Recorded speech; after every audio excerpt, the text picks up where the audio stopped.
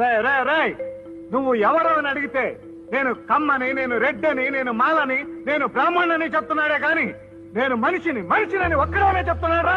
చెప్పొద్దురా, caste feeling తో కొట్టుకుని తావండి.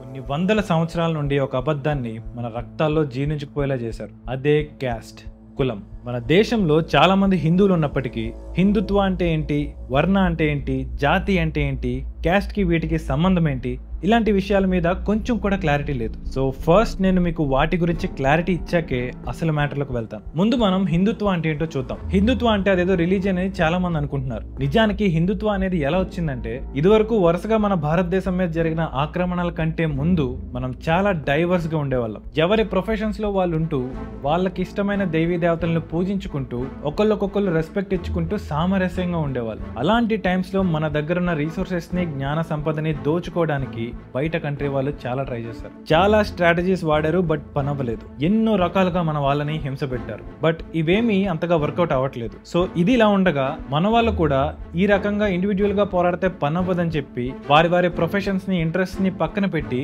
అందరూ కలిసి యూనిటీతో పోరాడేవారు. అండ్ ఆ యూనిటీకి వాళ్ళు ఇచ్చుకున్న పేరే హిందుత్వ. హిందుత్వ అంటే మతం కాదు, అన్యాయాన్ని ఎదిరించే తత్వం.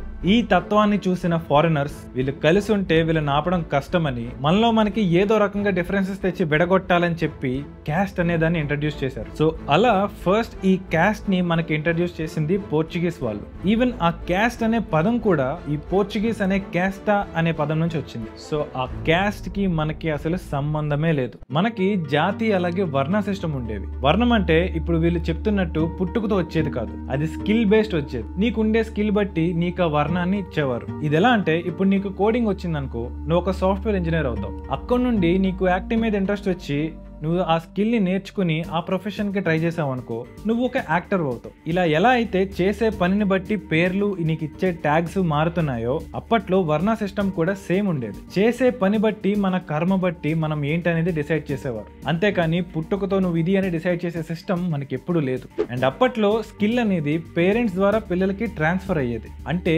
పేరెంట్స్ వాళ్ళకి తెలిసిన విద్యని పిల్లలకి నేర్పించేవారు. దాన్ని ఇప్పుడు కాంటాక్ట్స్ లో చూద్దాం. ఇప్పుడు చిరంజీవి గారు ఉన్నారు, ఆయన ఒక యాక్టర్. వాళ్ళ అబ్బాయి అయిన రామ్ చరణ్ కూడా ఒక యాక్టరే. అంటే ఆయనకున్న సిమిలర్ స్కిల్స్ ని, ఇంట్రెస్ట్ ని ఈయన కూడా అడాప్ట్ చేసుకునేలా చేసి టిప్స్ ఇచ్చి, సపోర్ట్ ఇచ్చి మొత్తానికి ఆయన్ను కూడా హీరోని చేశారు. అందులో తప్పుందా అంటే లేదు, బికాస్ రామ్ చరణ్ కూడా స్కిల్ ఉన్న ఒక డెడికేటెడ్ యాక్టర్. సో ఈ రకంగానే ఒక డాక్టర్ తన కొడుకుని డాక్టర్ చేయాలనుకుంటాడు. ఇంకా వేరే వాళ్ళు కూడా అలాగే చేస్తారు, అన్లెస్ అది తక్కువ జాబ్ అయితే. సో సేమ్ ఇలానే అప్పట్లో కూడా ఈ ప్రొఫెషన్స్ అండ్ స్కిల్స్ ని ట్రాన్స్ఫర్ చేసేవారు. దీన్ని అదునుగా వాడుకొని మనల్ని ఆక్రమించుకోవడానికి వచ్చిన ఫారినర్స్ ఏ మాత్రం సంబంధం లేని క్యాస్ట్ అనే దాన్ని మనకు అంటించేశారు. పోర్చుగీస్ వాళ్ళు వచ్చి ఇది స్టార్ట్ చేస్తే, ఆ తర్వాత వచ్చిన ముఘల్స్ అలాగే బ్రిటిషర్స్ డివైడ్ అండ్ రూల్ పాలసీతో దీన్ని ఇంకా కాంక్రీట్ చేసేశారు. ఇంకా ఆ తర్వాత జనాలు కూడా ఏది నిజం ఏది అబద్ధం అని మర్చిపోయి ఈ క్యాస్ట్ నే వాళ్ళ బ్లడ్ గ్రూప్ గా చేసేసుకున్నారు. బట్ ఇవన్నీ అండర్స్టాండబులే, ఎందుకంటే మనం ఆల్రెడీ వేరే వాళ్ళ పాలనలో ఉన్నప్పుడు యూనిటీ చాలా కష్టం.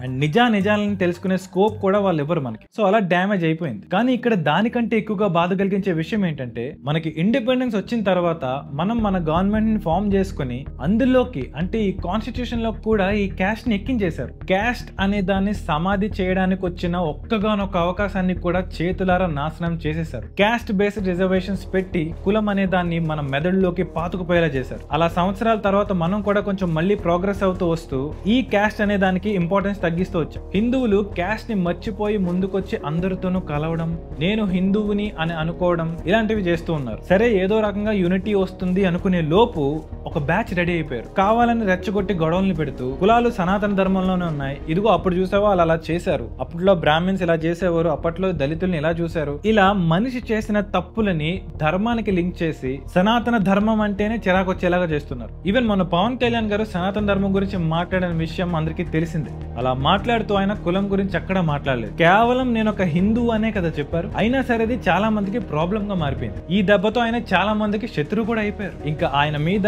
రకరకాల personal targets, insults, allegations, family మీద టార్గెట్, ఇలా అన్ని రకాలుగా నాశనం చేయడానికి పెయిడ్ బ్యాచ్ దిగారు. మెయిన్లీ ఆడెవడో ఎర్రకండు వేసుకుని రకరకాల అబద్ధాలతో సనాతన ధర్మం గురించి ఫైట్ చేసే ఆర్ మాట్లాడే ప్రతి ఒక్కరిని పర్సనల్ టార్గెట్ చేస్తున్నాడు. చండాలమైన మాటలు మాట్లాడేసి పర్సనల్ ఇన్సల్ట్స్ చేస్తూ కంప్లీట్ గా జనాల్ని మిస్లీడ్ చేస్తున్నారు. ఇలాంటి వాళ్ళు కొన్ని వేల మంది ఉన్నారు. నా డేర్ టు సే దిస్. ఇదంతా కూడా వీళ్ళు చేసేది ఒక ప్లాన్ ప్రకారం. ఈ పనులు చేస్తున్నందుకు వీళ్ళకి డబ్బులు కూడా వస్తాయి. వీళ్ళంతా నిజానికి ఒక పెద్ద మాఫియా. ఇండియాని స్టేబుల్ గా గ్రో అవనివ్వకుండా ఉండడమే వీళ్ళ ఎజెండా. ఇలాంటి వాళ్ళని ప్రతి స్టేట్ లోనూ ప్లాన్ చేస్తారు. వీళ్ళకి ఇలా డైలీ నెరేటివ్స్ ఎలా చేయాలి, ఈ రోజు దేన్ని హైలైట్ చేద్దాం, రేపు ఆ సనాతన ధర్మంలో దేన్ని ట్విస్ట్ చేద్దాం, ఇలా ముందే ప్రీ ప్లాన్డ్ గా ఒకటేసారి వీడియోస్ దింపుతా ఉంటారు. వీళ్ళకి ఫండింగ్ వచ్చేది సమ్ టైమ్స్ అపోజిషన్ పార్టీ నుండి అయితే కొన్నిసార్లు డైరెక్ట్ గా ఫారెన్ ఇన్వెస్టర్స్ కూడా ఉంటారు. ఒకటి ఆలోచించండి, సడన్ గా ఈ క్యాస్ట్ సమస్యలు అంటే ఈ కుల సమస్యలు అన్ని పోయి చైనా లాగా మనం కూడా అందరం ఒకటైపోయి దేశం డెవలప్మెంట్ మీద ఫోకస్ చేస్తుంది అనుకోండి, మనకున్న ఫోర్స్ కి మనకున్న పొటెన్షియల్ కి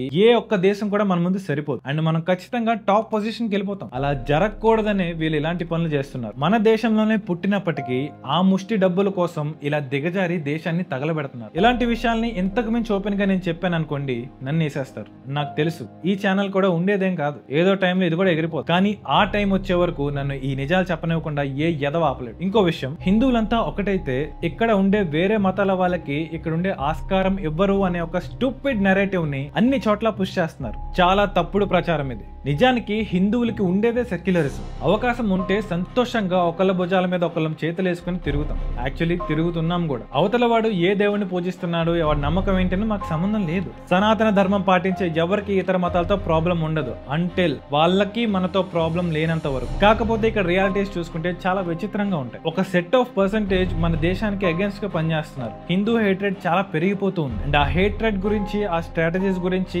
ఎవరెవరు ఎలా మారుతున్నారని చెప్తుంటే ఏదో ఆ అవతల మతం మీద కంప్లీట్ గా మేము అగేన్స్ట్ గా ఉన్నట్టు చూపిస్తున్నారు. కాబట్టి నేను చెప్పాలనుకుంటుంది ఏంటంటే, మాకు క్రిస్టియన్ అయినా, ముస్లిం అయినా, సిక్ అయినా, జైన్ అయినా, బుద్ధిస్ట్ అయినా లేదా ఇంకెవరైనా సరే ఒకటే. ఇంకా కులాల విషయానికి వస్తే ఆర్ఎస్ఎస్ చీఫే చెప్పారా, కులాలను పక్కన పెట్టండి మనమంతా హిందువులమని. మీ ఎర్ర బ్యాచ్ ఏంట్రా మాకు చెప్పేది? I am proud to be a Hindu and I'm proud to have a Christian friend and I'm proud to have a Muslim friend. ఎందుకంటే ఫ్రెండ్షిప్స్ ఎప్పుడు మతాలు కులాలు చూడవు. కాకపోతే ఈ రాజకీయ నాయకులు, ఈ సో కాల్డ్ ఇన్ఫ్లుయెన్సర్స్, అలాగే ఇంకొంతమంది చేసే పనుల వల్ల వీళ్ళకి స్లోగా మా మీద ద్వేషం పెరుగుతుంది. అంటే సనాతన ధర్మం పాటించే వాళ్ళ మీద ద్వేషం పెరుగుతుంది. ఎక్కడ లేని విషయాన్ని ఎక్కిస్తున్నారు, గ్రంథాల్లో లేని ఉన్నట్టు చూపిస్తున్నారు. అండ్ వీళ్ళందరూ చేసే మ్యానిపులేషన్స్ వల్లే సగం మనం కొట్టుకుంటున్నాం. అండ్ ఇంకో సగం గొడవలు ఎలా వస్తాయి తెలుసా?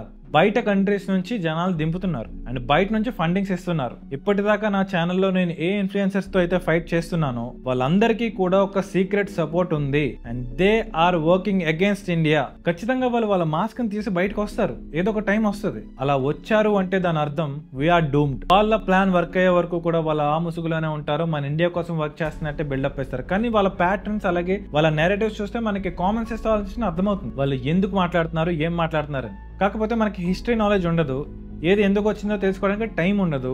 పోనీ నాలాంటి వాళ్ళు చెప్తే సరిగ్గా చూడరు. అల్టిమేట్లీ వాళ్ళ మ్యానిపులేటివ్ టాక్టిక్స్ కే పడతారు. ఇది మన హిందువుల దుస్థితి భారతదేశంలో. సో దయచేసి నేను చెప్పిన పాయింట్స్ అన్ని మైండ్ లో పెట్టుకోండి. సో ఇది పక్కన పెడితే ఇప్పుడు మనకు వచ్చే మెయిన్ క్వశ్చన్ ఏంటంటే, ఈ క్యాస్ట్ సిస్టమ్ ఉంది కదా, దీన్ని ఎలా నిర్మూలించాలి? ఇది చాలా పెద్ద క్వశ్చన్ కదా, కానీ దీనికి చాలా సింపుల్ సొల్యూషన్ ఉంది. అదేంటో తెలుసా? అసలు ఈ క్యాస్ట్ అనే దాన్ని ప్రెసెంట్ డేస్ లో అంటే ఇప్పుడు ఎక్కడెక్కడ వాడుతున్నాం? 1, పెళ్లిళ్ళకి వాడుతున్నాం. ఎవరికైనా పెళ్లి చేసే ముందు క్యాస్ట్ ఏంటో చూసుకుని చేస్తున్నారు. సెకండ్, గవర్నమెంట్ పథకాలకి, ఉద్యోగాలకి, అలాగే రిజర్వేషన్స్ కి వాడుతున్నారు. మెయిన్ ఈ రెండే కదా. కాబట్టి ఫస్ట్ పెళ్లి విషయానికి వస్తే, పెళ్లి అనేది ఒక పర్సనల్ చాయిస్. సో దాన్ని ప్రస్తుతానికి మనం పక్కన పెడతాం. గవర్నమెంట్ విషయానికి వస్తే, ఇఫ్ గవర్నమెంట్ ఈ క్యాస్ట్ బేస్డ్ రిజర్వేషన్స్ ని తీసేసి మనకున్న ఫైనాన్షియల్ స్టేటస్ బట్టి ఆర్ మనమున్న ఏరియా బట్టి, అంటే ట్రైబల్ ఏరియాలో ఉన్నాం అనుకోండి, అక్కడ సదుపాయాలు ఉండవు అండ్ చాలా ఇబ్బందులు ఉంటాయి. సో ఈ బేసిస్ మీద రిజర్వేషన్ కల్పిస్తే ఎక్కడి వరకు? ఎడ్యుకేషన్ వరకు మాత్రమే. జాబ్స్ అనేవి మాత్రం మెరిట్ ప్రకారమే ఇవ్వాలి. ఇలా చేసినట్టయితే క్యాస్ట్ అనేది బ్రతకదు. Caste will die it's natural death. ఇలా చేస్తే 2-3 జనరేషన్స్ తర్వాత క్యాస్ట్ అంటే ఏంటి అని అడిగినా ఆశ్చర్యపోకర్లేదు. సో ఇప్పుడు అర్థమవుతుందా క్యాస్ట్ అనే దాన్ని నిజంగా ఎవరు బ్రతికిస్తున్నారో? అది సనాతన ధర్మం అయితే కాదు, భగవద్గీతలోనే ఉంటుంది. చతుర్వర్ణం అనేది గుణం అలాగే కర్మల ఆధారంగా ఉంటుంది, కానీ జన్మ ఆధారంగా కాదు అని. అలాగే ఈ వేద జ్ఞానం అనేది ఒక్కరికి సొంతం అని కాదు, దాన్ని ఎవరైనా నేర్చుకోవచ్చు. దానికి బేసిక్ గా ఇంట్రెస్ట్ ఉండాలి, అలాగే దాని నియమాలు పాటించగలగాలి. అంతేగాని ఇష్టం వచ్చినట్టు తిరిగేస్తా, తాగేస్తా, తినేస్తా, పడుకుంటా, మళ్ళీ వచ్చి ఈ వేదాలను నమిలేస్తా అంటే ముఖం మీద పొమ్మంటారు. మనం వేద పఠనాలు, వేదాలు నేర్చుకోవాలంటే దానికి చాలా నిష్టగా ఉండాలి. కొన్ని శాస్త్రాలునే వాటిని పాటించాలి. అది మనలో చాలా మందికి అవ్వదు. అవన్నీ చేయడం చేతకాకపోగా అన్ని పద్ధతులు పద్ధతుల్ని శాస్త్రాలని పాటిస్తూ ఆ వేదాలను నేర్చుకుంటున్న పండితుల్ని అవమానిస్తున్నారు. ఇది మన దౌర్భాగ్యం. మన వాళ్ళకి సపోర్ట్ గా ఎవరు నిలబడట్లేదు. ఇప్పుడు నేను చెప్పిన ప్రతి పాయింట్ కూడా బేసిక్ కామన్ సెన్స్ తో ఆలోచిస్తే అర్థమవుతాయి, కానీ చాలా మందికి ఆ కామన్ సెన్సే మిస్ అవుతుంది. ఇంత చెప్పినా కూడా కొంతమంది ఆ అవతల వాళ్ళ ట్రాప్ లోనే పడుతూ ఉంటారు. సో చూస్తున్న హిందువులారా, మీరు చేయాల్సింది ఏంటంటే ఈ వీడియోని అందరికీ షేర్ చేయండి. అలాగే మీ బాధ్యతగా మీ ఒపీనియన్ ని కామెంట్ చేయండి. ఇఫ్ ఏం కామెంట్ చేయాలో తెలియకపోతే మీరు ఈ కులాలకు అతీతంగా ఉన్న ఒక సనాతని అని చెప్పడానికి